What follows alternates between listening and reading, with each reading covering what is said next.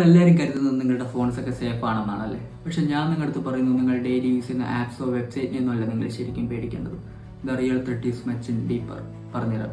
Firmware infiltration. അപ്പോൾ എന്താണ് firmware infiltration എന്ന് പറയുന്നത്? എന്താണ് ഫേംവെയർ എന്ന് പറയാം? ഫേംവെയർ എന്ന് പറയുന്നത് നമ്മുടെ എല്ലാവരുടെയും ഡിവൈസിൽ ഇൻബിൽട്ട് ആയിട്ടുള്ള ഒരു സോഫ്റ്റ്വെയർ ആണ് ഫേംവെയർ. സംഭവം ഒരു സോഫ്റ്റ്വെയർ ആണെങ്കിൽ കൂടി ഇത് ഹാർഡ്വെയർസിലാണ് പ്രോഗ്രാം ചെയ്ത് വെച്ചിട്ടുള്ളത്. ഒരു കണക്കിന് പറഞ്ഞാൽ നമ്മുടെ സോഫ്റ്റ്വെയർസിനെയും ഹാർഡ്വെയർസിനെയും കണക്ട് ചെയ്യിപ്പിക്കുന്ന ഒരു ബ്രിഡ്ജാണ് ഫേംവെയർ എന്ന് പറയുന്നത്. അപ്പോൾ ഈ ഫേംവെയർസിനെ അഫക്ട് ചെയ്യുന്ന അറ്റാക്കാണ് ഫേംവെയർ ഇൻഫിൽട്രേഷൻ. ഹാക്കേഴ്സ് ഫേംവെയർസിനെ അറ്റാക്ക് ചെയ്താൽ അവിടെ എന്തായിരിക്കും സംഭവിക്കുക? ഹാക്കേഴ്സിന് അവർ വിചാരിക്കുമ്പോൾ നമ്മുടെ ഡിവൈസസിനെ അവർക്ക് ഫങ്ഷൻ ചെയ്യിപ്പിക്കാൻ സാധിക്കും. നമ്മളെ സ്പൈ ചെയ്യാം. അതുകൂടാതെ തന്നെ ഈവൻ റിമോട്ട്ലി നമ്മുടെ ഡിവൈസസ് അവർക്ക് ആക്സസ് ചെയ്യാം. ഒരു ആൻറ്റിവൈറസോ ഒരു ഫയർവാളോ തന്നെ എന്നെ ഡിക്റ്റേറ്റും ചെയ്യില്ല, നമ്മളെ പ്രൊട്ടക്റ്റും ചെയ്യില്ല. സോ എന്തൊരു പ്രോബ്ലം ഉണ്ടെങ്കിലും അതിനൊരു സൊല്യൂഷൻ ഉണ്ടാവും. സൊല്യൂഷൻ ഞാൻ പറഞ്ഞുതരാം. Use hardware secure keys to secure your devices.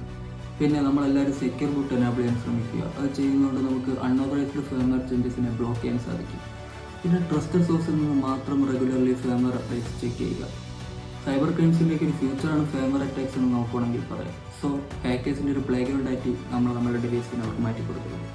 So stay safe. ഇതുപോലത്തുള്ള ഇൻഫോർമേറ്റീവ് സൈബർ സെക്യൂരിറ്റി വീഡിയോസിനെ ഫോളോ ചെയ്യുക. അടുത്ത വീഡിയോ കാണുന്നതായിരിക്കും.